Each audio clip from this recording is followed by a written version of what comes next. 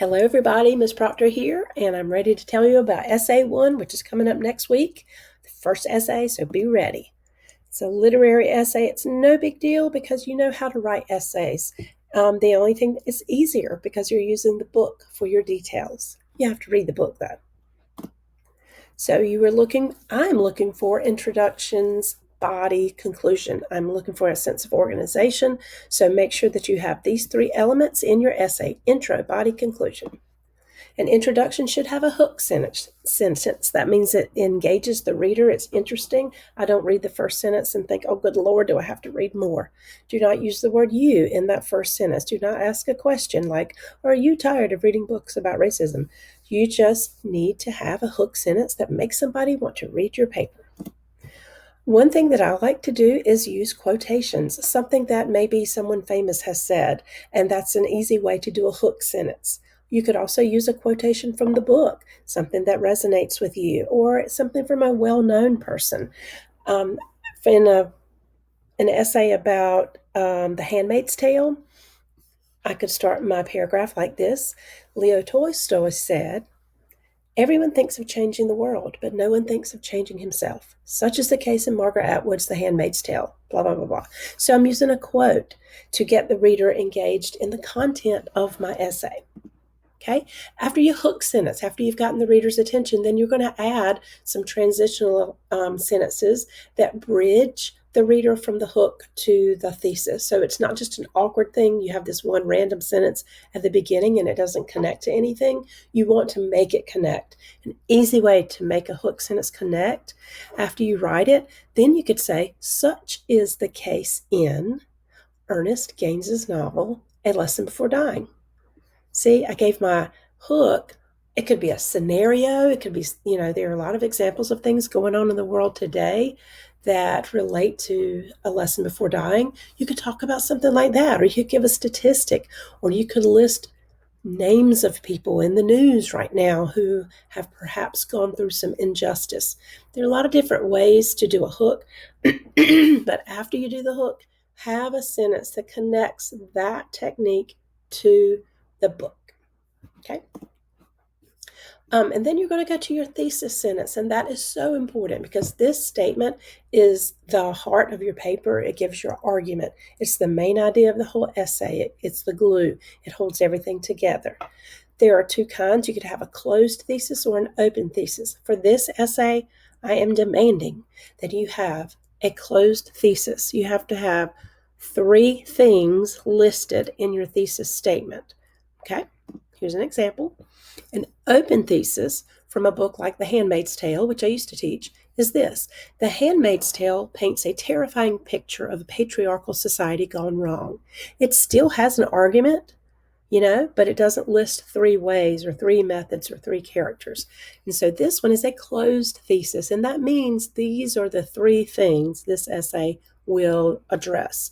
The Handmaid's Tale provides a terrifying but realistic glimpse at what happens when a government restricts freedom of speech, turns people against each other, and creates an atmosphere of fear and paranoia. That sounds familiar. But anyway, those are 3 main ideas, 3 points that will be developed in the paper. So do the same thing for A Lesson Before Dying. What are your 3 things? Put them in a sentence at the end of the first paragraph, and ta-da, that's your closed thesis. Okay, here's some examples of from another book I used to teach, The Help, where they talked about certain characters. So at the end of the first paragraph, this is a good thesis. Through the characters of Abilene, Minnie, and Skeeter, Stockett shows what amazing things women can do to change the world. So it lists the 3 characters. Despite the daunting odds stacked against them, Skeeter, Abilene, and Minnie demonstrate that with perseverance and courage, even oppressed people can triumph. So again, it's listing 3 things, and then it gives the main idea of the paper. Okay, so you will list your thesis, as I said, or state your thesis at the end of your first paragraph. It'll be the last sentence of your first paragraph. And you will list your points in the order you want to discuss them in the body of the paper. So make sure that you do that you have your body paragraphs aligned with the order of the points that you listed. Okay, so if you have a point like, what did y'all say? Like name calling is one of your first ways you want to show injustice or racism, then you put that there. And, think about starting strong and finishing strong. So if you have sort of a weaker point, you can wedge that between those two so that at least in your body paragraphs, you start strong and finish strong.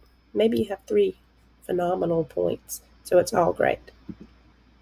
The body paragraphs have to develop your thesis, and so within the body of your paragraphs, you will have a topic sentence that states each point. So it should go back to whatever you stated in your thesis. Okay? And here's an example. Because of its eerie sense of reality, taking away the people's freedom of speech is the most frightening method of control the Galilean rulers use. And that just kind of, it's telling the method, but it's also giving more about it, saying it's the most frightening. So that has a little more oomph, a little more of an argument to it. It's not just a list of something or a statement of fact. Okay, and that goes to this point. You have to have an arguable topic sentence, not a simple fact. Okay, and you're going to use plot details to develop that topic sentence. For your paper, this is just copied and pasted from your explanation of Essay 1. Make sure that you write a separate paragraph about each method or each form of racism stated in the 3 points of your thesis. So you have your introduction, and then you have 3 body paragraphs. Those 3 body paragraphs should go back to that thesis and do a separate paragraph for each point in your thesis. And in that, you can talk about the effectiveness of the method. You could also mention any similarities to America today. Your paragraphs should be at least 8 sentences long. They should be fat paragraphs with a lot of development. And so you will give some commentary about your points too. So, as I mentioned, plot details and quotations to prove your point. You've done at least 2 activities so far that have examples of plot details or quotations, so you can use those to go back to prove your thesis. Also, use transitional expressions like, for example, also, in addition, furthermore, another example of racism is, and all of those transitions will help to make your whole essay coherent. Everything flows. We want some flow in there. Also, frame your quotations with an introductory phrase like Jefferson says, or Grant argues, or Grant complains, or whatever. So have something at the beginning of each quotation. Don't start a sentence with a quotation. It's just very awkward. And then, unless it's your hook sentence, and then don't leave that quote hanging. You have to explain it. Don't assume I've read this book. Show me how that quotation relates to anything you've said. How does it prove your thesis? Here's an example of a quotation that's in a paragraph. It is, it says, because of its eerie sense of reality, taking away the people's freedom of speech is the most frightening method of control the Galilean rulers use. Well, I've already said that, now I've already given you this topic sentence. I'm trying to find my little tools here so I can... Okay, just so I can show you some of this. Okay, so this is when I say the most frightening method. That gives a little bit of my argument.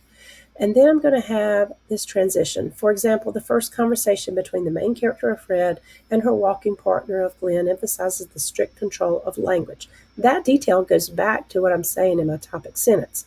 And then here, Fred recites, blessed be the fruit. So here I am introducing the quote, and then I'm quoting it. Notice my punctuation here.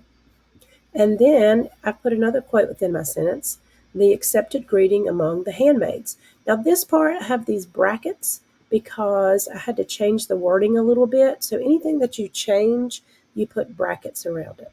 And then I have my page number that quote was on. So make sure you do that. Okay, and then you explain it. She further explains that Glenn has never said anything that was not strictly orthodox, given my quote and my page number again, and then I explain the context of all of it. So that's what you're doing. You're trying to explain the context of the quote, and then explain also how it relates to your topic sentence, which in turn relates to your thesis.